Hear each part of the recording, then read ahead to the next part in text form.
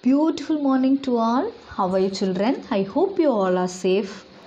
In this video class, we are going to see 7th Standard English Term 2 Unit 1 Supplementary Alice in Wonderland. So, in the class la part 2 section நம்ம discuss பண்ண போறோம். Part 1 ல Alice White Rabbit எங்க meet பண்ணா, next அவளுக்கு என்ன incident நடந்துச்சு, லாஸ்டா யாரை மீட் பண்ணா, கேட்டர்பில்லரை மீட் பண்ணா. ஸோ இப்போ அடுத்து யாரை மீட் பண்ண போறோம் அப்படின்றது தான் நம்ம இந்த செக்ஷனில் பார்க்க போகிறோம். So welcome to our class. That path leads to the Mad Hatter. The other way leads to Lee Marsh Hare, said a voice. Alice turned to find a smiling Cheshire cat in a tree. I will see you later at the Queen's croquet game, he said before disappearing. Student, Alice saw a smiling Cheshire cat in the tree. Suddenly, the cat disappearing. So next, there was a table set out under a tree in front of the house, and the March Hare and the Hatter were having tea at it. A dormouse was sitting between them, fast asleep, and the other two were using it as a cushion, resting their elbows on it and talking over its head. Very uncomfortable for the dormouse, thought Alice. Only as it's asleep. I suppose it doesn't mind. The table was a large one, but the three were all crowded together at one corner of it. No room, no room, they cried out when they saw Alice coming. There plenty of room, said Alice indignantly, and she sat down in a large armchair at one end of the table. Have some wine? The March Hare said in an encouraging tone. Alice looked all round the table, but there was nothing on it but tea. I don't see any wine, she remarked. Student, now let's see the explanation. There was a table under a tree. The March Hare and the Hatter were having tea at it. A dormouse was sleeping in between them. Alice sat down in a large armchair. The March Hare asked Alice to have some wine, but Alice could not see wine on the table. Next paragraph. There isn't any, said the March Hare. Then it wasn't very civil of you to offer it, said Alice angrily. It wasn't very civil of you to sit down without being invited, said the March Hare. I don't know, it was your table, said Alice. It is light for a great many more than three.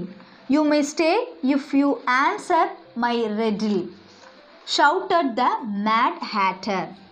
Why is a raven like a writing desk? Alice felt dreadfully puzzled.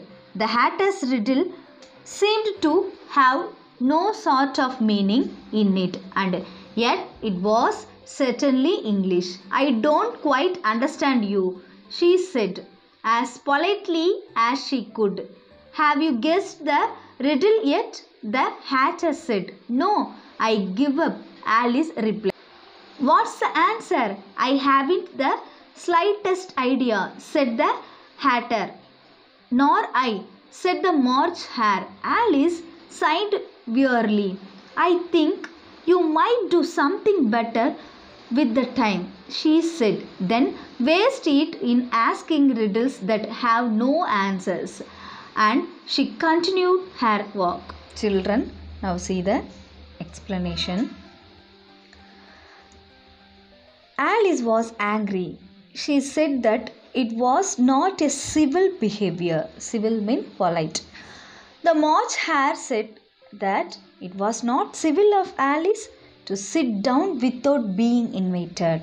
Now the Mad Hatter posed a riddle. Why is the raven like a writing desk? Alice was puzzled. She asked the Mad Hatter to solve the puzzle. The Mad Hatter said that he didn't know the answer. Now Alice. So next paragraph. Suddenly she found herself in the middle of a field where the Queen of Hearts was playing croquet. Her gods and gardeners were shaped like gods. One gardener had planted white roses by mistake and then painted them red. Off with their heads, shrieked the queen. I hate white roses. Then she noticed Alice and asked her, have you ever played croquet? Yes, Alice timidly answered. But I have never used a flamingo or a hedgehog. Play with me, ordered the queen, and let me win or I will have your head. Alice tried her best to play well, but she had trouble with her flamingo. Off with her head, cried the queen. Just then a trumpet sounded in the distance, calling court to session. Now Alice saw the Queen of Hearts playing croquet game. The gardener had planted white roses by mistake. He was painting them red as the queen hated white roses. Off with their heads, cried the queen. The queen invited Alice to play croquet game. Alice tried her best to play well, but she had trouble with her flamingo. Off with her head, cried the queen. Just then a trumpet sounded. Everyone rushed that place.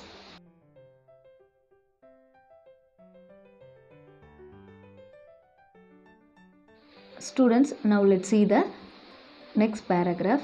Everyone rushed into the courtroom. Court is now in session. Announced the white rabbit.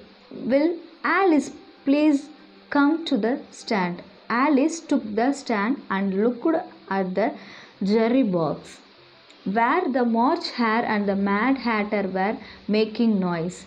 The Tormoise slept and the Cheshire Cat smiled at her. What's going on? Asked Alice. You are guilty of stealing the delicious heart-shaped tarts, accused the queen, and now you must be punished. Off with her head, off with her head, yelled the queen. How silly, replied Alice.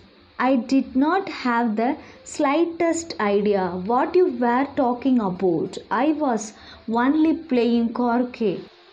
Now let's see the explanation. Everyone rushed into the courtroom. Alice was asked to come to the stand. The queen assured Alice of stealing the tarts. Off with her head, cried the queen. Alice said, how chilly this. I did not have the slightest idea what you were talking about. I was only playing croquet game. Students, now let's see the last paragraph. Alice felt someone touch her shoulder. Wake up, you have been sleeping for too long, said her sister softly. I had a strange dream, said Alice. She told her sister about the white rabbit, the mad tea party, the Queen of Hearts, and the trial, but her sister wasn't paying attention.